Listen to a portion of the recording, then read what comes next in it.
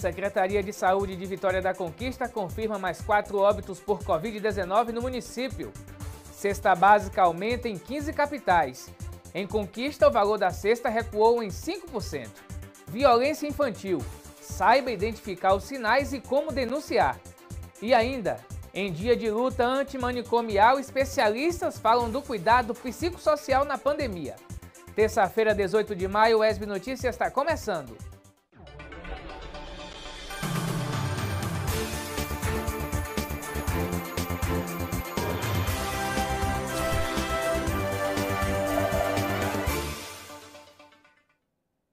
Olá, tudo bem? Seja bem-vindo. O preço médio da cesta básica subiu em 15 capitais no mês passado, custando mais de R$ 600 em 5 delas. Em Vitória da Conquista, o valor da cesta básica recuou 5%, ainda assim, o valor continua alto, comprometendo 40% do salário mínimo. Feijão, arroz, farinha, açúcar. Esses são alguns alimentos que fazem parte da cesta básica do brasileiro, aquele conjunto de produtos de necessidades primordiais para que uma família sobreviva durante o mês. Tá fácil levar esses produtos para casa? Rapaz, tá difícil, viu? Essa inflação tá cada dia mais alterando e a gente fica meio desequilibrado com as compras, né? Esse aperto no bolso vem desde 2020, quando a cesta acumulou aumento de 30% em Vitória da Conquista. Mas eu tenho uma boa notícia para o consumidor. Apesar do preço alto, no mês passado houve uma diminuição do preço da cesta em 5,15% em relação a março. Apesar da redução geral, alguns produtos ainda estão pesando no bolso do trabalhador. O açúcar, por exemplo, subiu 1,85% no último mês. O óleo aumentou 5,90%. E o grande vilão foi o café moído, que teve uma elevação de preço de 7,17%. Já outros produtos tiveram uma boa redução de preço. O valor da banana da prata reduziu 8,8%, a farinha de mandioca caiu 10,57% e o antigo vilão, o tomate, reduziu 16,90%. Isso trouxe um impacto positivo sobre a redução da cesta básica no município de Vitória da Conquista, né? Aliviando um pouco essa questão dos aumentos que estavam ocorrendo desde o ano passado. Então, a cesta básica em abril ficou menor em relação a março, em torno de 5%, mas se a gente for pegar o ano de 2020 todo, o índice de cesta básica ainda continua com um valor bastante elevado. De acordo com os indicadores econômicos da UESB, os produtos básicos representaram, no mês de abril, 40,17% do salário mínimo. A questão da cesta básica ela é muito delicada porque um outro componente, que embora não esteja na cesta, mas que é extremamente importante para a alimentação e tem aumentado até mais do que a cesta básica, não se pode também muito substituir, que é o gás de botijão. Então, quando você junta o gás, os produtos da cesta básica, né, mesmo nos últimos 2 meses, nos últimos 3 meses, nós verificando uma redução no custo da cesta, essa redução ela ainda é extremamente pequena, nem chega perto de compensar aquilo que subiu, né? Assim, o trabalhador perde poder de compra e o dinheiro tem ficado curto. Não é, seu Alpiniano? Curtíssimo. Curtíssimo. Quem ganha 3, 4, 5 salários, menos, mas quem ganha um salário só, moço, não está passando fome porque a misericórdia de Deus é grande, né? E quando chega na carne, muito pior. E quando não dá para substituir os produtos, o jeito é procurar, em busca do preço mais em conta. É assim mesmo, a gente tem que procurar ver, pesquisar os preços, porque na verdade a cesta básica tem aumentado muito, né? Todos os preços estão aumentando todos os dias. Não tá fácil não. Vamos agora aqui para o telão ver os dados da pandemia da Covid. Aqui em Conquista são 27.997 casos confirmados, 51 casos confirmados de domingo para segunda, 205 casos ativos, 27.326 recuperados, 466 óbitos, 4 óbitos registrados aqui no município, de domingo para segunda, mais um recorde em número de mortes por dia aqui em Conquista. Ocupação de leitos são 70 de UTI, 89% ocupados, 78 leitos clínicos, 67% ocupados. Em Jequié são 14.859 casos confirmados, 15 de domingo para segunda, 451 casos ativos, 14.095 recuperados, 313 óbitos. Ocupação de leitos, por lá são 29 de UTI, 97% ocupados, 58 leitos clínicos, 77% ocupados. Em Itapetinga são 4.609 casos confirmados, 3 de domingo para segunda, 39 casos ativos, 4.453 recuperados e 117 óbitos. Agora vamos mudar de assunto e falar de uma situação também séria. É que meninos e meninas são expostas a vários tipos de violência infantil no mundo. O Brasil é líder no ranking de violência infantil da América Latina. 3 em cada 10 pessoas conhecem pessoalmente uma criança que já sofreu violência. A morte do menino Henry Borel, de 4 anos, ocorrida no começo de abril, chocou o Brasil. O garoto foi encontrado morto no apartamento da mãe, apresentando diversas lesões pelo corpo. As investigações apontavam a própria mãe e o padrasto da vítima, o vereador pelo município do Rio de Janeiro, Dr. Jairinho, como os responsáveis pelo crime, caracterizado como homicídio duplamente qualificado, com requintes de tortura e impossibilidade de defesa, o que foi negado pelo casal, que disse à polícia que Henry havia sofrido um acidente doméstico. Para não atrapalhar as investigações, em 8 de abril, os dois foram presos. O caso abre margens para se pensar uma série de questões, dentre elas, como identificar sinais de violência em crianças.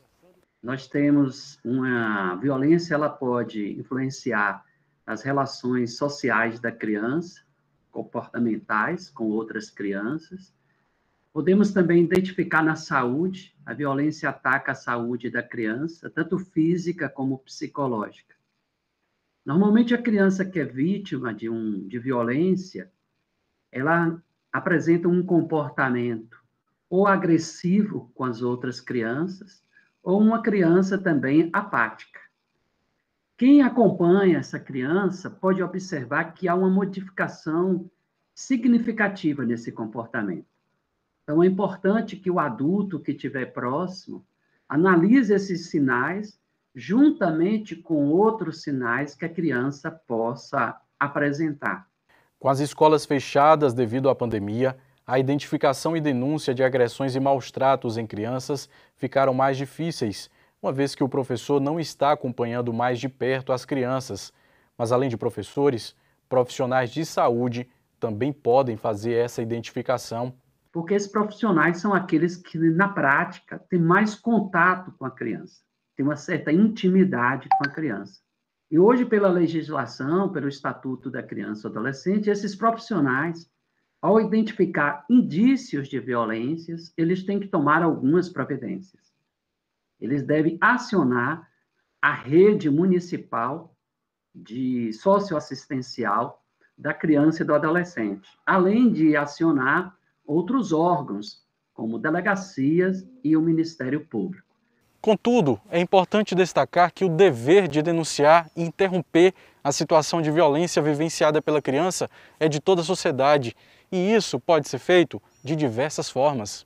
Dentre eles, o Disque 100, um serviço de proteção à criança e o adolescente com foco em violência sexual. A ligação é gratuita e a identidade do denunciante é mantida no mais completo sigilo. O Ministério Público também é um importante parceiro das crianças vítimas de violência, além da Polícia Militar e o Conselho Tutelar. A UESB também atua na rede de garantia dos direitos da criança e do adolescente. Esse trabalho é feito pelo Núcleo de Defesa da Criança e do Adolescente. Que já tem mais de 16 anos da universidade, ele presta esse serviço à comunidade, juntamente com os alunos. No nosso caso, especificamente, a gente atende crianças e adolescentes que foram vítimas de violência. O núcleo tem uma inserção na rede municipal de atendimento.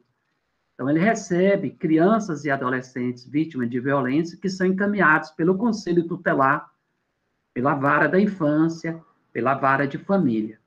Nós temos uma equipe multidisciplinar, que é psicólogo, assistente social e advogado. Recebemos estagiários da área de direito, da área de psicologia e da área de pedagogia, já que a violência ela tem reflexo nas questões pessoais, emocionais, sociais e também no aprendizado da criança. Todo dia é dia de proteger crianças e adolescentes da violência sexual e de todo tipo de violência. Mas o dia de hoje, 18 de maio, representa o dia histórico dessa luta. Não se cale, denuncie. Chegou a hora da previsão do tempo, vamos saber como ficam o tempo e a temperatura para a Conquista e outras cidades da região sudoeste.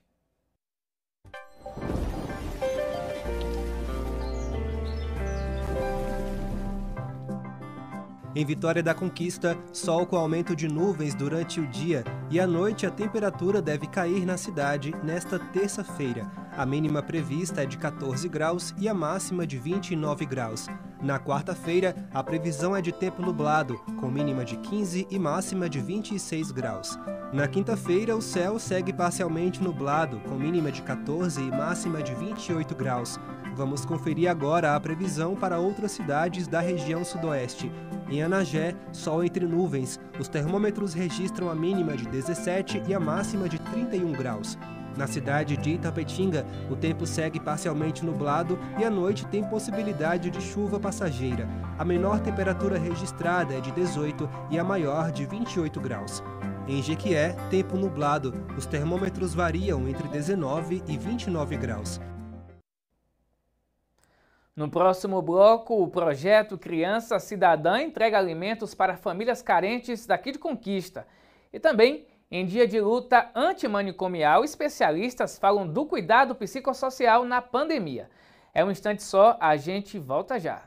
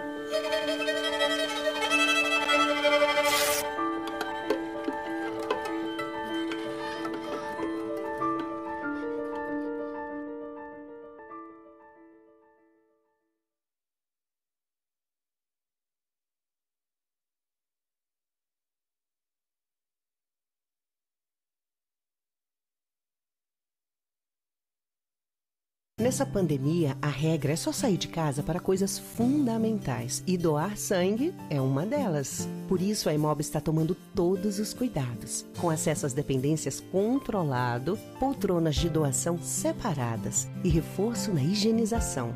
Agende sua doação através do site, e-mail, mas venha de máscara e sem acompanhante. A solidariedade não pode ficar isolada. Doe sangue. Governo do Estado. Rural Produtivo. Você vai conhecer práticas de colheita, manejo, cooperativas e agricultura familiar. Um programa de solos férteis, belezas naturais e diversidade cultural da Bahia. Todo sábado às 2 da tarde. TVE junto com você. Cada vez mais a ciência tem mostrado a sua importância. Mais do que isso, vemos nos nossos dias o quanto ela é essencial. E para além do conhecimento, as universidades públicas são grandes produtoras de ciência. E nós vamos juntos, no Universiência, conferir a produção científica das universidades públicas nordestinas. Estou aguardando você!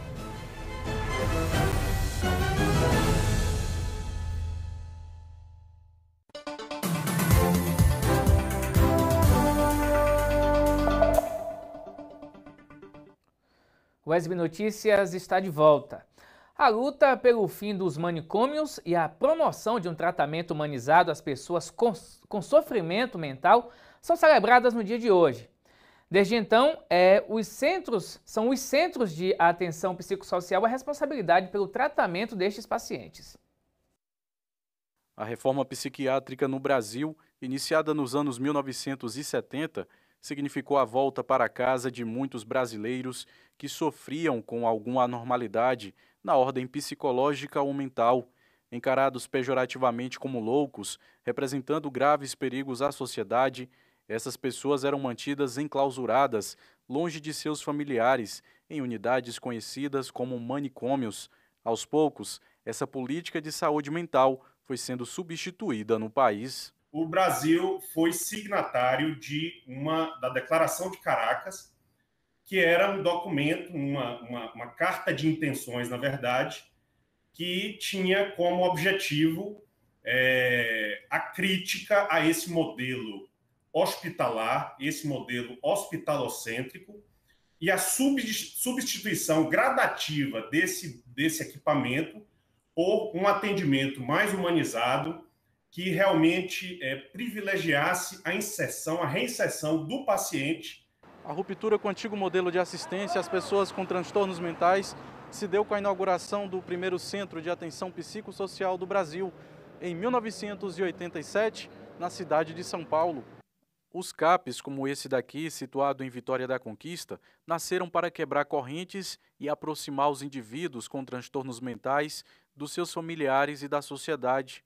O objetivo principal do CAPS é exatamente evitar a internação do paciente, ou seja, evitar que esse paciente se agrave, evitar que esses transtornos, principalmente os transtornos mais graves, venham a tomar proporções maiores, esses pacientes venham a agudizar, necessitando, assim, internação. Então, o objetivo do CAPS, digamos assim, na reforma psiquiátrica, o CAPS é a estrutura central da reforma psiquiátrica, ou seja, é você substituir um equipamento hospitalar por um equipamento que permite que o doente seja tratado na comunidade. Antes dos CAPs, pessoas em transtornos mentais de Conquista e região eram atendidos pelo Hospital Afrânio Peixoto, mantido pela rede estadual, que funcionou de 1966 a 2017. Apesar, de tudo que a gente escutou em relação a hospitais psiquiátricos durante esses anos todos, o Hospital Afrânio Peixoto era o que menos tinha moradores. Nós só tínhamos 3 moradores, no hospital, então era feito também um trabalho com as famílias, de conscientização, de aceitação, tinha reunião com família. Assim, segundo Lígia, o Afrânio oferecia um atendimento humanizado às pessoas, característica que se reforçou com a consolidação da reforma psiquiátrica em 2011, com a expansão da rede CAPS. Atualmente, o Afrânio está em reforma e, ao ser reaberto, passará a ser referência em trauma-ortopedia, mas o Sistema Estadual de Saúde continua realizando atendimento às pessoas com transtornos mentais. Então, nós vamos continuar no Hospital Crescente Silveira. Sim, nós continuamos atendendo as emergências, Então, as emergências, elas vêm pelo SAMU 192, elas vêm pela Central Estadual de Regulação e elas vêm também de demandas dos CAPs de toda a região. No presente, o protagonismo é do CAPS. A política de saúde mental no Brasil evoluiu, produzindo efeitos em toda a sociedade, mas os ganhos são sobretudo sentidos na realidade imediata daqueles que são usuários dos serviços e de seus familiares, como é o exemplo de Wellington Cruz, paciente do CAPS. O CAPS me ajudou muito na época que eu era doente, aí eu comecei a passar no CAPS, ele me ajudou muito, porque eu andava muito na rua, assim, desorientado, quando eu morava em Conquista, aí quando eu comecei a vir para cá, eu comecei a participar das atividades aqui do CAPS, aí estou gostando das atividades. Apesar desse importante relato de Wellington, outros combates ainda precisam ser feitos, não somente pela luta contra os manicômios, mas também contra os preconceitos que cercam as pessoas com transtornos mentais no Brasil. Combate à psicofobia, ou seja, ao preconceito aos transtornos psíquicos, né? Isso é função exatamente da mídia, é função do jornalismo, é função, aliás, de toda a sociedade, trabalhar diariamente para desmistificar o transtorno mental. Um projeto chamado de Criança Cidadã tem atendido famílias carentes em Vitória da Conquista. O projeto tem sido um espaço de oportunidades de desenvolvimento para crianças e jovens que vivem em situação de alta vulnerabilidade social. Na semana passada, cestas básicas foram entregues para essas famílias. O projeto Criança Cidadã nasceu em 2017. As atividades acontecem no bairro Bateias 2, em Conquista, atendendo cerca de 35 famílias. O projeto Criança Cidadã ela tem como objetivo transformar a vida e mudar histórias. Nós somos um projeto que oferece aulas de teatro, dança, jiu-jitsu, balé, xadrez. Temos um propósito de estar colocando também atendimento psicológico e jurídico. Então, é um projeto que atende crianças e jovens com o objetivo de transformar a vida deles, né? Atualmente, a sede do projeto está em obras. Devido à pandemia, as atividades com as oficinas de dança, teatro, balé e xadrez para crianças e adolescentes estão paralisadas. Mas logo, logo, esses espaços serão utilizados para atender um MARV, por exemplo. Importante, eu já tive alguns problemas pessoais que muitas das vezes eu não conversava com meus pais, minha mãe, mas aí sim, quando eu vim aqui para o projeto, eu tinha apoio dos missionários, que a missionário Eric, eu debatia com a missionária Francine, e era muito importante para a minha vida e para a vida do meu irmão. Tenho a convicção de quanto a educação ela transforma vidas. E nesse período de pandemia nós sentimos ainda mais, né, como que esse projeto tem feito falta na vida delas. A oportunidade, né, que nós vimos de pessoas serem transformadas aqui, crianças que tinham problemas de relacionamento interpessoal, problemas cognitivos. Nós vimos o quanto a educação, quanto a arte, ela influencia, né, tem esse papel de influenciar. Essas mudanças e transformações ocorridas nas vidas dessas crianças e adolescentes são também percebidas pelos familiares. É muito grande a transformação, graças a Deus. Desde quando ela entrou aqui, já tem, acho que uma das mais velhas que tem aqui é minha filha. E tanto se transformou em se amadurecer mais, em relação comigo também, né? E um projeto e tudo. Então, assim, ela se desenvolveu bastante, que ela era muito tímida também, né? Conseguiu estar dançando, fazendo parte do projeto. Com a crise econômica que impacta principalmente a vida das famílias carentes, o projeto Criança Cidadã tem atuado nestes últimos meses com a entrega de cestas básicas, beneficiando os moradores do bairro Bateias 2 e também do povoado da Caiçara. Nós já temos algumas famílias cadastradas do projeto Criança Cidadã e também mais famílias cadastradas no povoado do Caiçara. No povoado do Caiçara tem mais de 150 famílias cadastradas, onde nós somos casa por casa, cadastrando nome, quantas crianças, e aqui é do mesmo jeito. Todas essas famílias aqui fazem parte do projeto Criança Cidadã. E com esse gesto solidário, a gente encerra a edição de hoje. Você pode rever os nossos telejornais no YouTube e também mandar sugestão para o nosso WhatsApp, que é o 34248763. Obrigado pela companhia, se cuide, use máscara, vacina sim. Até mais.